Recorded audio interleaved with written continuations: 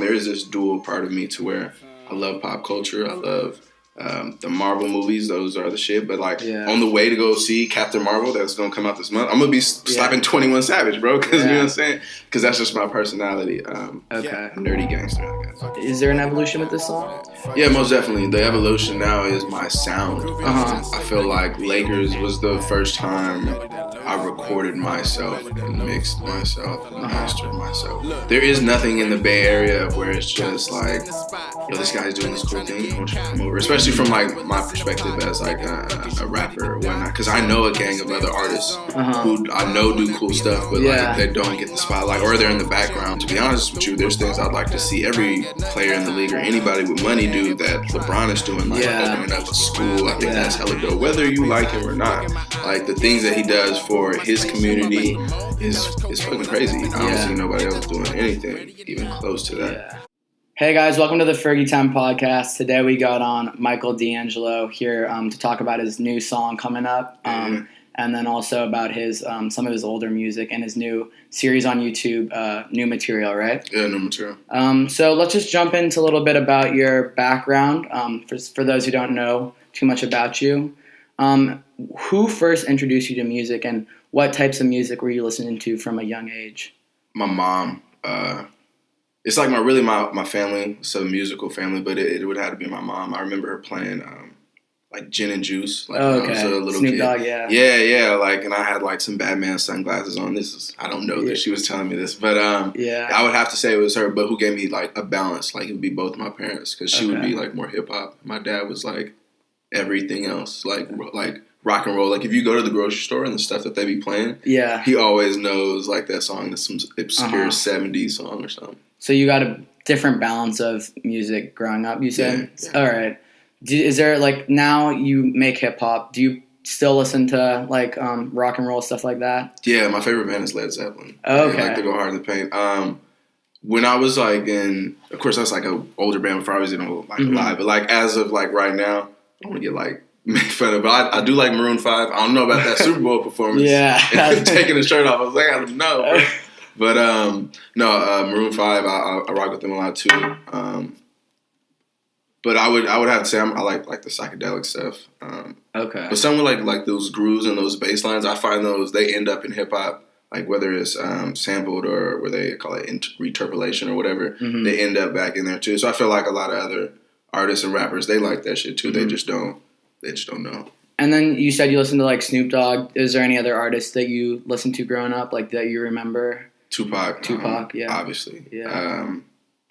A lot of like Ludacris was a big influence. I remember my mom would play him a lot too. As far as like artists I like though, I mean, I really started listening to like hip hop, I guess, when all that like snap your finger stuff was going on and everything. Like, so it was a lot of Atlanta rappers and everything. But as far as like out here, like I would listen to 40. Like religiously, because that's again my mom liked him a lot too. So was your like, I guess your kind of generation, was it like the music you're listening to a lot of late 90s, early 2000s stuff? Yeah, because I mean I'm the oldest and stuff, and my mom and my dad, they'd be at work, so I'm home watching my little sister, and so I'm okay, some music videos on, let's play this. So like when I was really finding hip hop, that's when like 106 and Park was on. So I'm like going home to watch 106 and Park, and I'm watching all those videos. So at that time, it's a lot of Atlanta rappers on there, some New York stuff too. Yeah. To find like Bay Area music or stuff, it wasn't until I got like, I guess when the hyphy movement really kicked off. Okay. Like my, like freshman year or something when hyphy really kicked off. And then I was just about to dive into that with your Bay Area. How did the Bay Area influence? Because you talked about listening to people like 40, but is there any artists that you remember just like rocking out to or listening to when you were younger from the Bay Area? Did like Bay Area stuff influence your music a lot?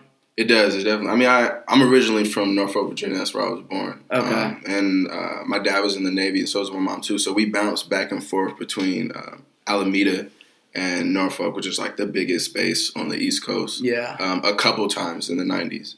And like me and my sister were both born in Virginia, but we both spent time out here, then went back out there, time out here again. But I would say it would definitely be like Too Short and E40, because that's who my parents were listening to, so that's who like I would listen to and everything. like when I would go back and listen to music stuff like Digital Underground and Tupac and stuff that I was finding, even though my mom was playing Tupac too.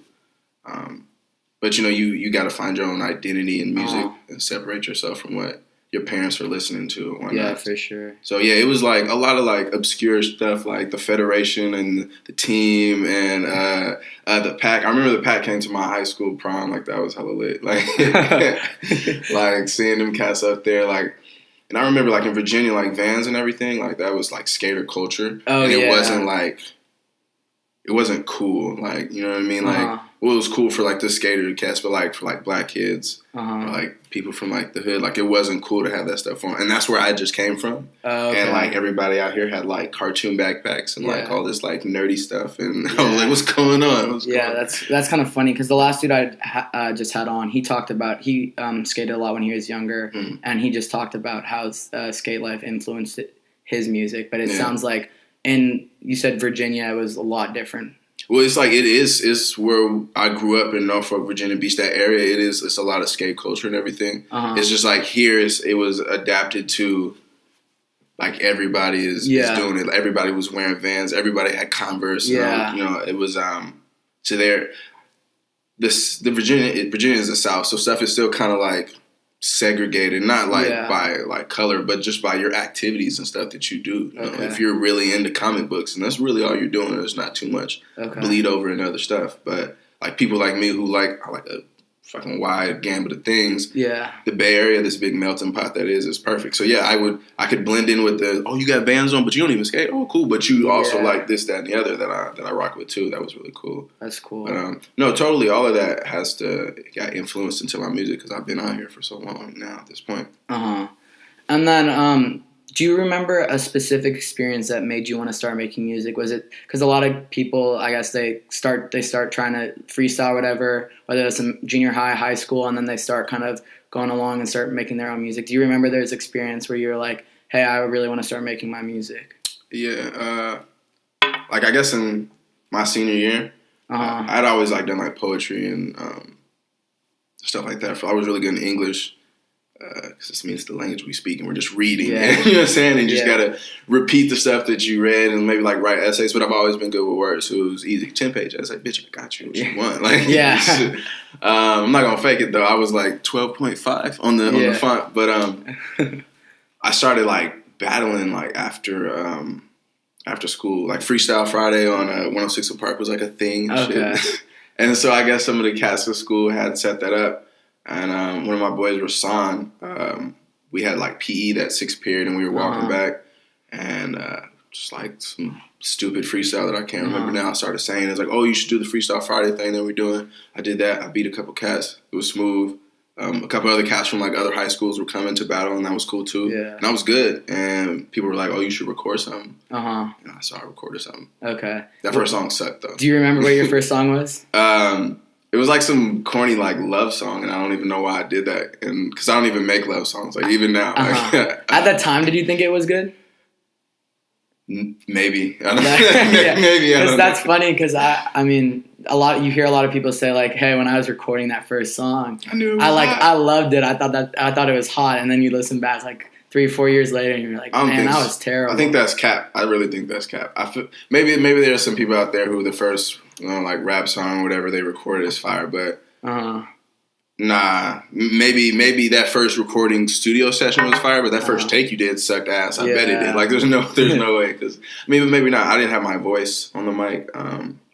I didn't know how to project or pronounce my words correctly. Like I mumble when I talk. Yeah, you know what I'm saying. So you got to pronounce shit if you want them to hear you. And so trying to get my tongue out the fucking way was difficult. So that first song sucked, bro. Yeah, and also as you just do more stuff, your flow is gonna get better and all that. Yeah, it's practice. It really is just practice. Like everything you do, and even to the point, for me, I always used to look at his writing as like this. Oh, like I'm writing, don't fucking talk to me. I need like I'm in my.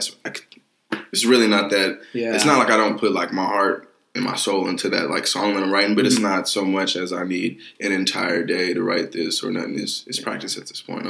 I could pull 30 at any night. Yeah. That's the thing that I thought was also interesting is you talked about the practice part. I think a lot of people don't really understand how much work it is because people, they'll like they'll get into it, release a couple tapes. It doesn't really like necessarily do numbers or anything like that, and then they start to tail off. Whereas you see most people, they don't. Their first tape is never big. Their first couple projects are never big. It's a process. Unless you got some magic shit behind you, which I've seen stuff like that too. Yeah, no, you're right. It's for the majority of people, it is a process, and it's just like you said, practice, and I guess becoming more comfortable with what you're doing. Exactly. How many tapes have you, or how many projects have you done now? Like three. Three. So I've only if I had to be honest with myself. I've only really been serious maybe 2 to 3 years since I put out the Grooviest. Yeah. That was okay, I'm going to be serious. I'm going to put some effort behind this. I'm going to put some money behind this. I'm going to put some really good song crafting and concepts. I had some project No Apologies before that. On my Bandcamp. I took that down. Yeah. It technically does not exist anymore. My boy Nate, shout out to my boy Nate. He still plays my first project I ever released called We'll Rap for Food. Okay. It's weak. I think it sucks, but he still be playing. But yeah, 3 or 4 of them G things. But I'm trying to be more consistent with my music releasing now. I dropped a project last summer and a single. Yeah. In August, I'm about to put out another one. So it is about consistency, but I also feel all those bullshit records and bullshit projects that I feel it was practice. Yeah, it gets you better. Exactly. I know what I'm doing. I know how to craft a good song, a catchy hook with some meaningful lyrics. Or maybe not. Maybe I'll just give you just a song just full of filler, but the next song got all that. Yeah. I think that's a balance too.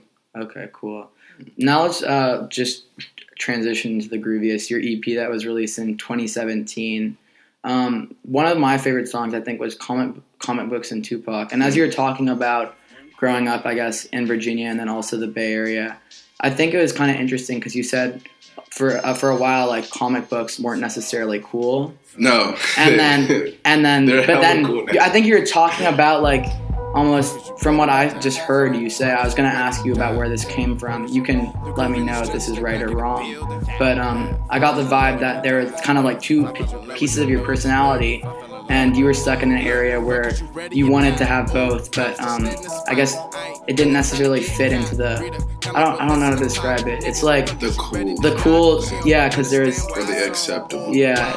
That's. Do you want to elaborate on it? Cause yeah, quite captured. I've always kind of felt in general, just kind of on the outside. Most of my family is from the Midwest and the South, but we've always lived in Virginia or California. So I never had this solid connection. I feel most families do. It's just me and my immediate family. You know what I mean? I have one cousin out here, and so I'm I cling on to that. And so there was always just I'm on the outside. My dad is kind of a nerd. Always into the comic book stuff. I had an uncle that worked at Lucasfilm. That nerdy stuff is been in the DNA. Star Wars, I used to think Star Wars was a TV show because my grandfather would play it all the time when I was growing up. And seeing the Phantom Menace, that blew my mind. I was there's a movie, bro. Yeah. I've always been into the sci-fi type of stuff. Even the cover for the Grooviest with it being in the space and all that stuff. And some of just if you listen to the references in my songs, it's a lot of nerdy stuff. But I found camaraderie, or I saw myself in comic books because it was always some outsider too. For me, who got this amazing bit by a spider or a superpower or whatnot. I'm oh well, I feel hella my imagination would always be off the chain and be I feel like that too, bro. I see this. But at the same time, music there's. As I'm reading a comic book, there's some gangster stuff that my mom's playing in the background. So that really influenced me to basically that song. There is this dual part of me to where I love pop culture. I love the Marvel movies. Those are the shit. But on the way to go see Captain Marvel, that's going to come out this month, I'm going to be slapping 21 Savage, bro. Because you know what I'm saying? Because that's just my personality. Okay. Nerdy gangster, I guess. Okay, cool. So that's the influence behind the song. Yeah, it's just that's all of that. The comic books. Okay. And of course, listening to Tupac when I was growing up. Yeah. Okay. Do you have any favorite parts of that song? Is there anything that you really enjoy from the song? That second verse, bitch, I fell in love with the loose leaf, because it's like if you listen to my music, it's to know me. You feel me? Like I do put myself in my music, even if it's like a little simple, silly ass song, and myself is in there. But like I'm in love with I love writing. I still write in a notebook. I do have songs like on my phone when I'm like recording like quickly or at somebody else's studio. But when I'm at home recording, I just write it in my notebook. That's my favorite line. The way that it comes in, that second verse is like aggressive, and it just like drops you right into after you get that like kind of mellow, groovy hook. It's like the flow changes there, and it's a smooth transition. It's not like it doesn't feel forced. I love like switching flows up, but like different and slightly, but at the same time where you notice. And it makes you want to go back and be like, did he switch the flow? Oh, he did. Okay, yeah. So like in that song alone, I want to say there's like, including the hook, there's like 3 or 4 flows within the 2 verses and 2 hooks. Yeah, I really like the beat on that song too. I think shout out to my boy DM, he made that beat. Yeah, I think a lot of the stuff that's interesting about you and what I liked about the Grooviest just overall as the EP, what I enjoyed about it was the beats I enjoyed almost all the beats, and then you're very smooth over the beats, and like you said, you do have those slight changes in flow where it's not like super noticeable and it doesn't catch you off guard, but it just, I don't know, it enhances the song. Yeah. And then let's talk about your single. Yeah, for sure. And let's talk about your single, The Lakers. That one actually did really well. I actually forgot to mention the Grooviest did also do well. Was that your first?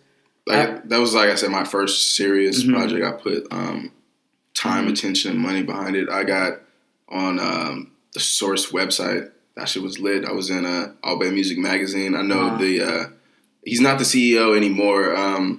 He used to be, but of All Bay Music. His name is Ian. He's working with like Lil Slug right now and some other cats in Miami, so he's doing his thing. But I had a song with what's his name, Tracks a Million. He did Who's Next. Yeah. That's like a song I always perform just because the Tracks a Million at the beginning. No, it did some nice numbers. Yeah. It wasn't. I feel like I could have done better with that, and my mistake on that was only putting it on SoundCloud. Yeah. So I saw it on SoundCloud. I think a cool thing, though, was if you look at all the songs, the plays for the songs are roughly the same. So I think that means that people really did enjoy it and listen to it all the way through. Whereas with a lot of projects, you have people, they have 1 or 2 songs they really enjoy, and those songs do way bigger numbers than the rest. So I think you did in terms of just giving, it was like 8 songs or something like that, but it was all quality rather than just quantity. That's what I'm really into. Like I do feel some type of way about releasing like short form like little projects, and that's why I can only call them EPs. But I feel like at the same time, I don't want to listen to 23 tracks from even like my favorite artists, yo. So I do try to find a sweet spot. But yeah, I have to give a shout out to my fan base for that. The people that have been rocking with me since before the Grooviest, and then just the new people that I picked up on the way, and like I said, those publications that posted me, they were feeding it to their fan base, and they rocked with it, and people played it from beginning to end. And I like how you noticed that. Yeah, I noticed the same thing too. Is because sometimes like your first song on there is hidden, and maybe your second song, but then by the end it's like 2 plays on that. Yeah, now people streamed it or played it all the way through. Yeah. And then when you're going through the process of making a project like an EP or an album, is there songs that you ever just cross off? Like you listen to it back and you're like, no, that's just not very good? Or, hell yeah. You got to be your hardest critic. Yeah. And I am. Like I'm borderline perfectionist. But it's my music, and like I'm not gonna have no bullshit out there. Like to be honest with you, I don't even think the Grooviest is mixed that well.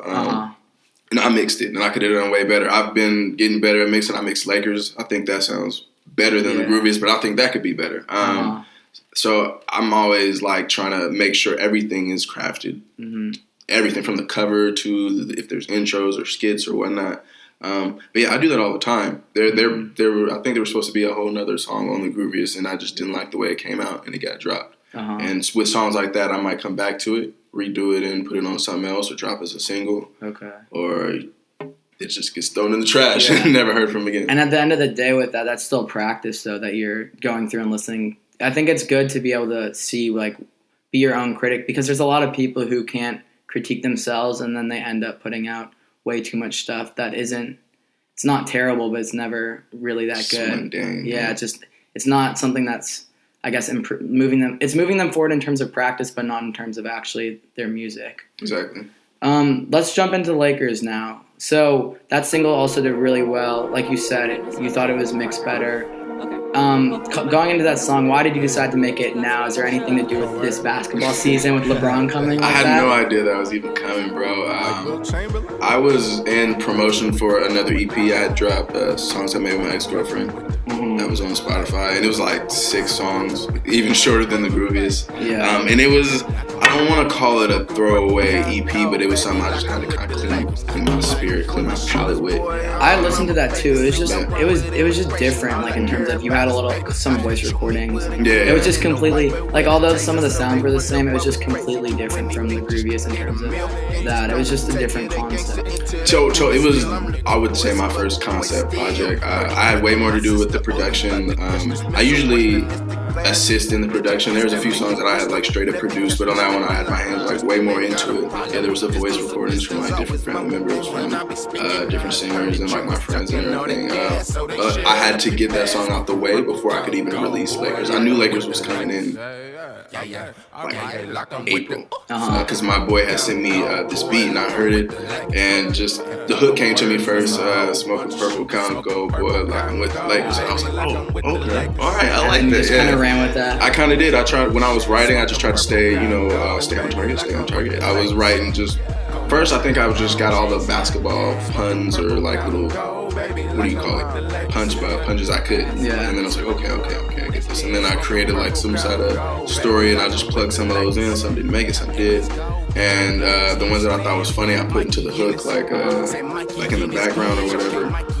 And yeah, I crafted the song. I had the song done in like before LeBron ever signed that he was going to Lakers. I had it done because I had already put out songs that made my ex-girlfriend, and I was mixing and tweaking and everything. And then it happened. And I was like, oh, it's lit. So now all I got to do is just. I wish maybe I had known before, because maybe I would have put like a LeBron thing in there. But I had mentioned Zoe, I mentioned Derek, Kobe, all of this. But no, that's why there is no LeBron notes in there. It happened. So I watched the music video and I saw you were wearing a LeBron jersey. What are your thoughts on LeBron and the Lakers, just to talk about basketball a little bit? Yeah, well, I mean, they won the last game, didn't they? I was looking at some highlights this morning, and I saw LeBron picking up after Kuzman. I didn't see that game because I was kicking it with some of my boys last night, but I don't know, bro. I really don't know. I made some bets that they would make it to the first round and get swept. That's all I'm really hoping for. I don't see us going past that. If you had asked me when he joined the league, we're gonna stay in Cleveland, and especially when he went back. I thought that he would have stayed. But once the rumors started floating, I saw it as a possibility and everything, and I was like, okay, it's lit. And yeah, I bought one. As soon as it went through, I was on one. Got me one. But no, like Kobe is the reason why I love the Lakers. I have the Kobe Mamba jersey. Like, man, that man was huge. LeBron will never have the same impact in terms of with the Lakers that Kobe did. Like Kobe, there's so many like diehard just Kobe fans. Like when they were putting even up the LeBron murals in LA this summer. Yeah, I thought people that was crazy. Yeah, like people, they're like so big Kobe fans. They're not even Lakers fans at that point. Yeah. And that whole like Mamba mentality thing too is like. You hear guys in the leagues talking about like Mamba mentality. And they're not even on the Lakers. Yeah, it's super cool.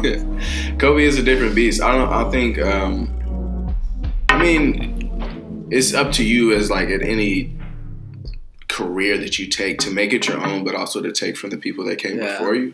And of course, there's notes of Jordan and Kobe.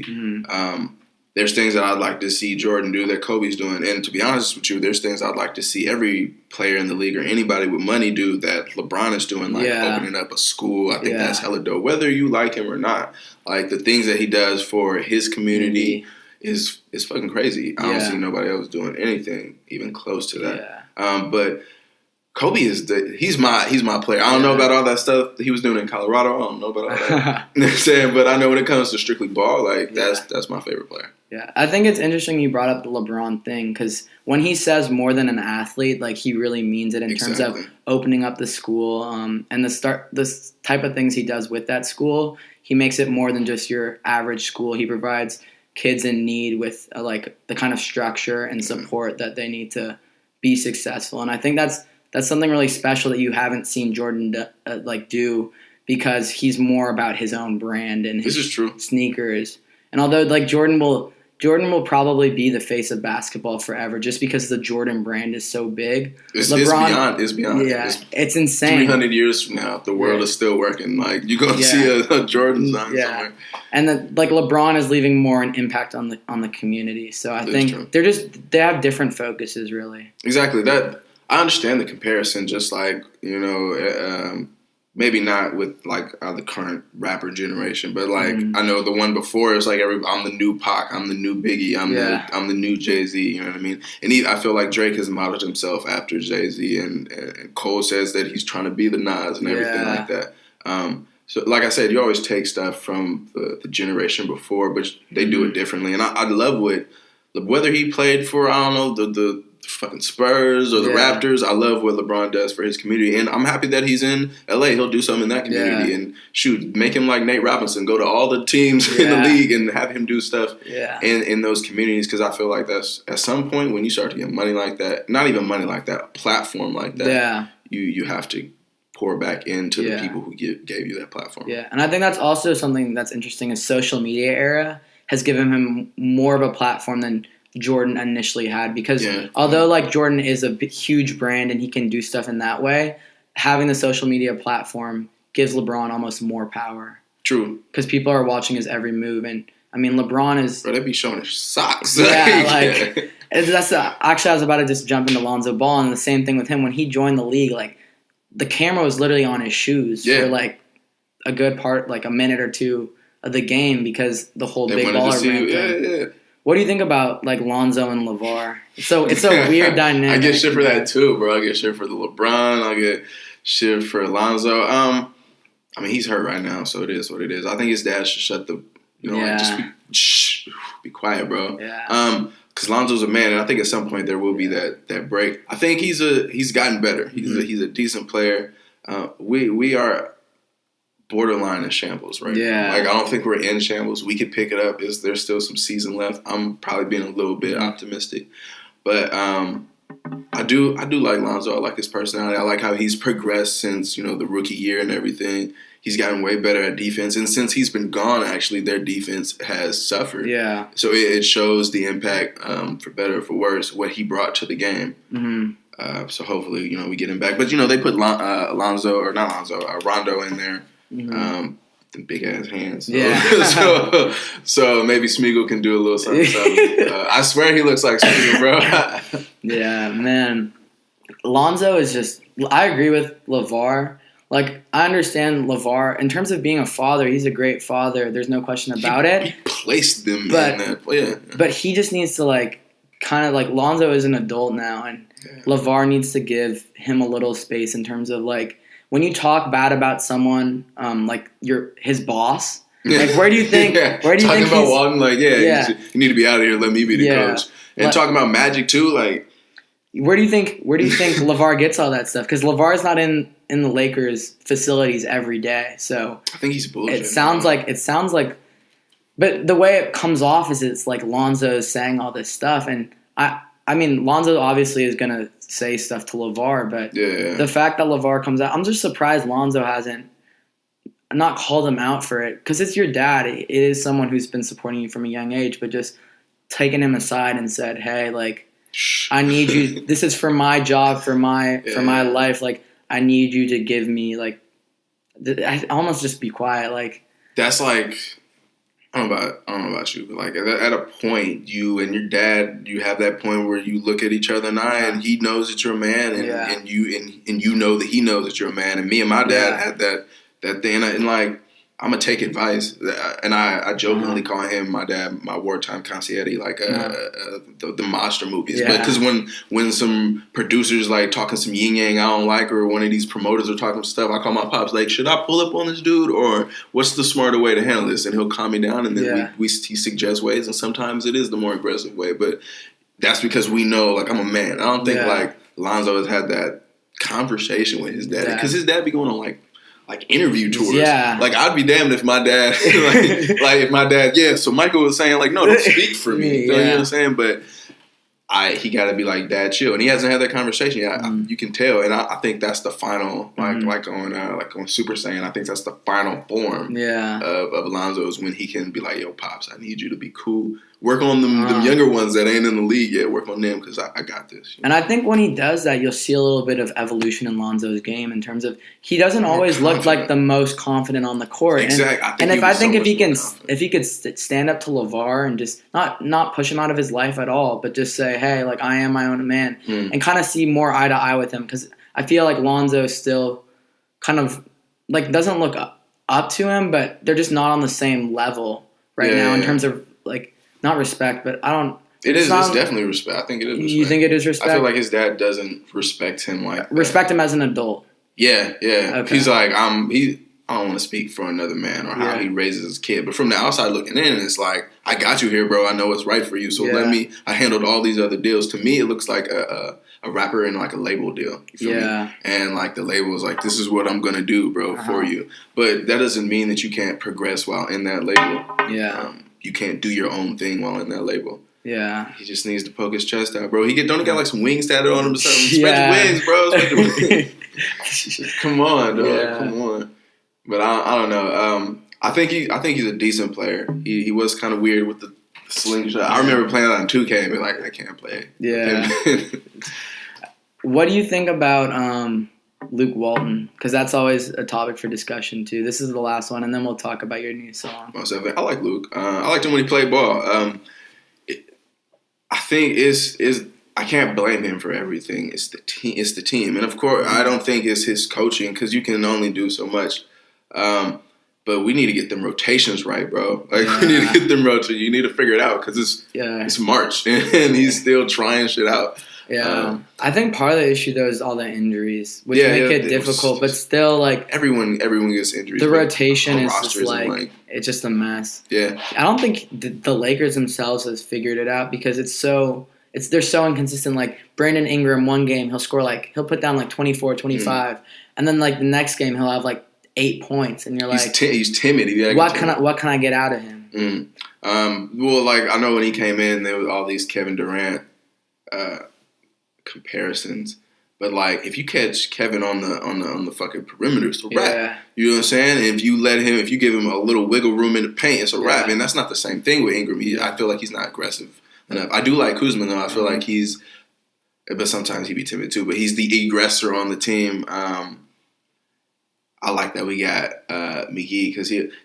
we have pieces. I feel like if we could really just work on the rotation, work on the roster, and those injuries kind of suck. If we could get those back and defense, because we getting blown out, and it's be crazy. Like the Bucks scored, I think, like 140 on you guys last night. That's unnecessary. Yeah, that's unnecessary. Like I need more defensive pressure in the paint. Like I think that starts with LeBron too, though. It's true. I see him slacking on some rotations. I've seen a video where he's like he just stands in the paint and doesn't move at all, and they're all switching, and he's not marking anyone. What the fuck are you doing, bro? What are you doing? Move, something. And he was calling out Kuzma for it. Like it was, I don't know. LeBron. I feel like he sometimes, and this is for me, not just like from him being on the Lakers, but his just career. He'll like take some other cats on the team, and I don't want to say throw them under the bus, but just kind of like scapegoat. Yeah, like I mean, I wasn't rotating, but did you see him miss that three? Yeah. Like, come on, bro. Yeah, that's your teammate. Yeah, but, I mean, but they look at him like the leader though too. So he has to fall on those swords sometimes. Even if he's the oldest cat on there. They're a young team. You know what I'm saying? He has the most experience in the region, whole region in the playoffs. You feel me? So they're gonna look to him every time. But like I said, first round sweep. That's all I'm hoping for. So AC? Yeah. So that would mean the Warriors, wouldn't it? Yeah. I'm fine with that though. And people think I'm a Warriors fan. Are a bunch of your friends like Warriors fans? Yeah, so they're gonna be clowning you, huh? Bro, I get it all the time. For the Laker video, I'm sure you've seen people in Warrior gear. But it is really, I like the Lakers. I mean, the Warriors. I used to go. I remember when they sucked, bro. I remember when they sucked. I went to the games when they sucked. The tickets for $5. All of that. You know? Yeah, Monte Ellis, all that. Man, all of that. It's crazy. Baron Davis, we believe. I was believing with y'all. Yeah. For me, like, It's just, when the Warriors play the Lakers, I always go for the Lakers. Yeah. So let's just jump in. Let's talk about your new song now. So it's called Up Top, right? Yeah.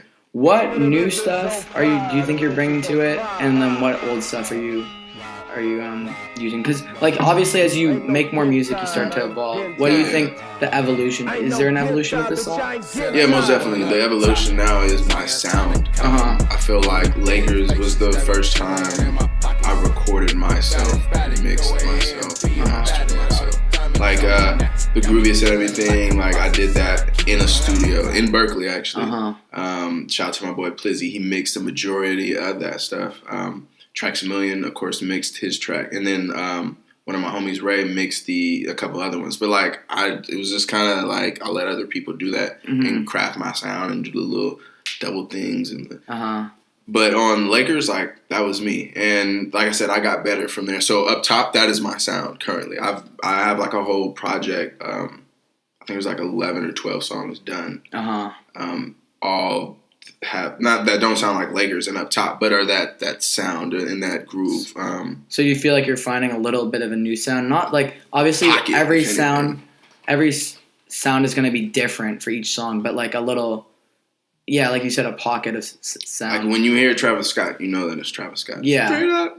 So you're finding your own sound. Exactly. And I'm excited about that because it's not where I didn't before. Because like you said, you can, the little pattern changes or my beats and everything. My beats have this sound because my hands I'm there with the producer or I made the beats. So that's why it sounds like that.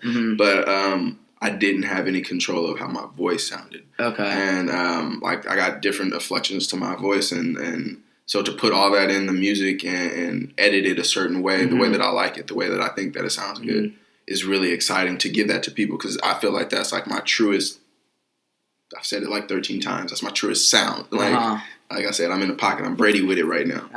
You know what I mean? And I'm excited about that. Up Top, what I brought new is a feature to it in my sound because I don't do a lot of features, and that's just because people get on my fucking nerves. I want it now. You feel me? I want the beat now. I want it mixed now. I want your feature now. If I ask you to be on the song, you're prepared. A week tops, bro. And if someone asks me to be on a song, it is what it is. I don't know why. I haven't slacked, but I'm there quick and in a hurry, especially if I know you need this for a single or a project like that.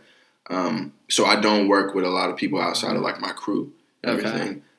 This cat Ace Del Fresco, I met at this show maybe 2 or 3 years ago in Oakland that we were both doing, and I liked the song that he had performed, and so we linked up after that. I went up to his house, we recorded a song that never came out, but I kept in contact with him, and once I got my hands on this beat, because I did not make this beat, I knew that I needed a feat. I'm trying to release a gang of singles before my next project. Okay. And I wanted a strong feature and a certain voice, and I knew it was him. I hit him up, like I said, within a week. We did that G thing, and I mixed that one, his verse myself too, and I'm really happy about that more than mixing my own because it just shows that I'm getting better because I mix his verse to the T. You feel me? And is there anything, I guess, you want to tell the viewers a little bit about Up Top? Is there any message behind it? Or is it just... No. It's just something to vibe out to? Yeah, it's definitely a vibing song. My cousin passed away in late December, and so since then I've been making more... I don't know. My music has been a little bit different, and I noticed that it had been a little bit different. Up Top is the first song I had written the verse, and I've had the beat since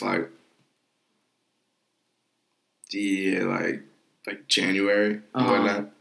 I might have had the beat a little earlier, but I didn't start writing until January, and it just kind of where the song was going. It's a little bit more aggressive song to it. There's no overcasting message or everything, but from that situation, it did bleed into me creating other songs that end up on my project, like Red and Blue, the stuff that talk about gun violence and the bullshit that is gang banging and whatnot. Yeah. But no, there's no message, bro. Yeah. It's a song with with an 808 and a bass in it.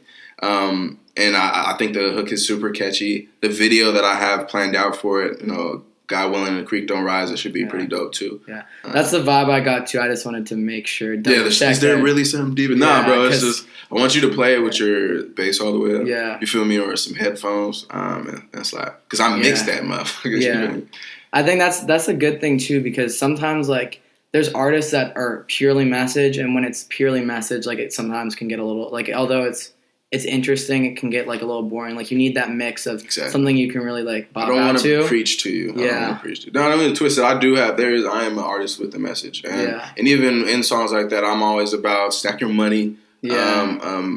If like I just did my taxes and I got my tax refund, you know what I'm saying? I'm going to invest and I'm going to save my money. And there's things that I suggest everyone do too.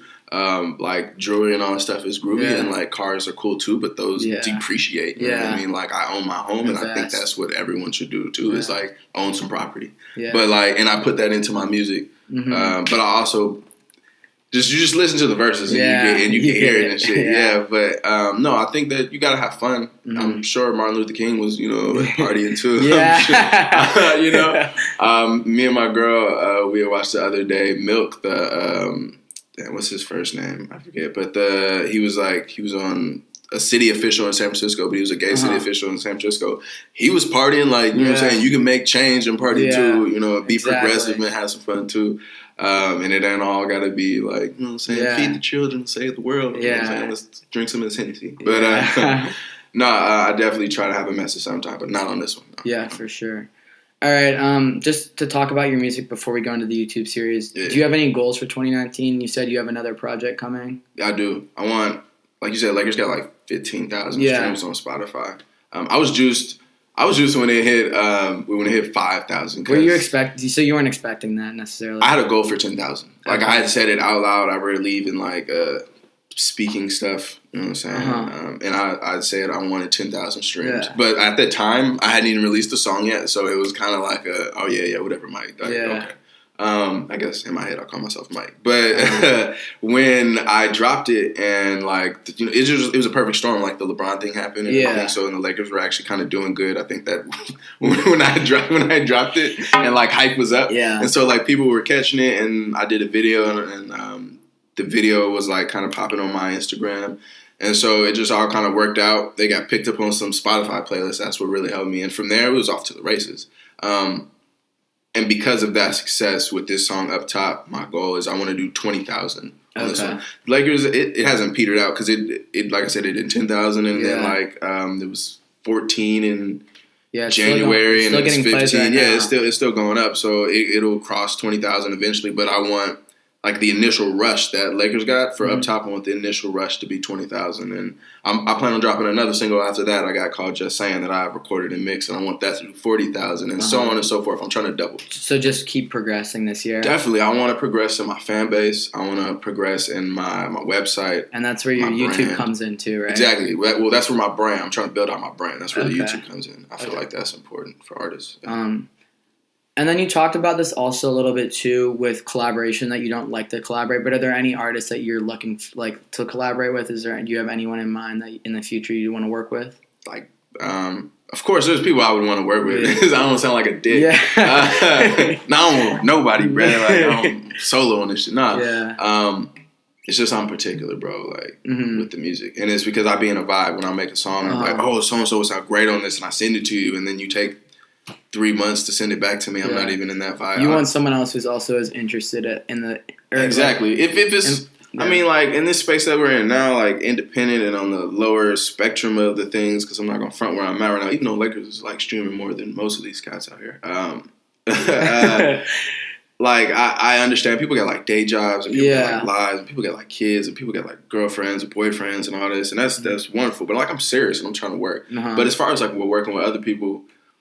People make good music. To be honest with you, I'll make a song not with just like anybody, but if I vibe with your song, we can make it. As far as you talking like big artists though, is that what you for? Yeah, I guess. Because I could list the pantheon of cats that I would like. Here, if you could work with one artist in today's like music, who would you work with? 21 Savage. 21 Savage. I would fuck with 21 Savage. Yeah. Even though I didn't know that he was from Britain until like a couple months ago. No one knew. Bro, like it's whatever though. I saw this Instagram video where this dude. Have you heard the song A Lot? Huh? 21 Savage a lot. Yeah, I heard that song. There was this dude rapping it, but like in a British accent. It was like hella fun. It was hella funny, bro. Yeah. But I would love to work with 21 Savage. I've been a fan of his music for like a cool ass minute, bro, like a long ass time. And I think we would vibe on a record. Yeah. Really well. For sure. Let's just jump into the final thing before we wrap up, your YouTube series, New Material. You want to just give me, I watched the first episode, and you kind of, I think you're looking to get on more music artists, local entrepreneurs, that sort of thing. People who are doing like video projects, all that. Do you want to talk to the viewers about like what you're looking to accomplish with that project? I like people that do cool shit. I would like for you to come on there. I think like those things, people, there is nothing in the Bay Area of where it's just like, yo, this guy's doing this cool thing. I want you to come over, especially from like my perspective as like a rapper or whatnot. Because I know a gang of other artists who I know do cool stuff, but like they don't get the spotlight or they're in the background. Like I know managers who no one knows about, or I know, like I said, like CEOs of magazines that you don't even know their name. They're just like this Instagram or magazine page. And I think it would be cool to highlight that. I have this this dude named, he switched his name on Instagram, so I would love to give him a shout out, but I forget now. But before it was Abstract Oakland, and he did these pieces of Marshawn Lynch. That's my favorite football player. Like remember he was thizzing. Was that last season? Yeah. And they did like a mural in Oakland when he was thizzing to some bass song that they played at a home game.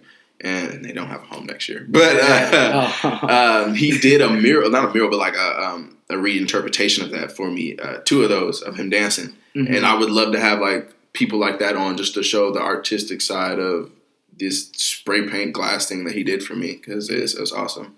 But no, I want to have other rappers, other singers, producers, directors on there to talk about the cool things that they do. I'm not gonna front, it's promotion for myself too. Because it's my name is getting out there also, and like I'm building out my brand. But even on my Instagram page, I do like vlogs and everything.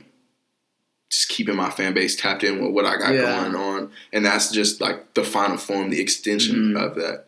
I think it would be a cool thing for people just to, if you wonder what a director is doing, or what if you wonder.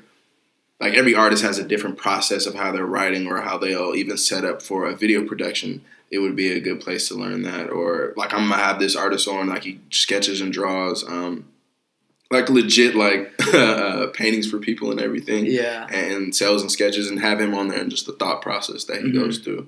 I just want to show people doing cool shit. Yeah, I think that's also part of my thing, because initially I started only with sports, and then I started doing some interviews, and it's like I had one of my friends on, and then now I had Apollo on, and now I have you on. And I think it's about giving people who are doing dope stuff a voice too. Although like my platform isn't huge, like just still recognizing people for cool work, and then having a interesting, like I want to be more selective in terms of people I have on, so I can have like people who are really doing interesting stuff, and that's what I'm thinking about, that I can sit down and have like a good conversation with. So that's what I'm looking for too. I think that's like a cool idea, and I like the first series of it, or the first episode. So thank you. No, I mean I love what you're doing here too, bro. And I mean, like that's why I said I would love for you to come on to the show.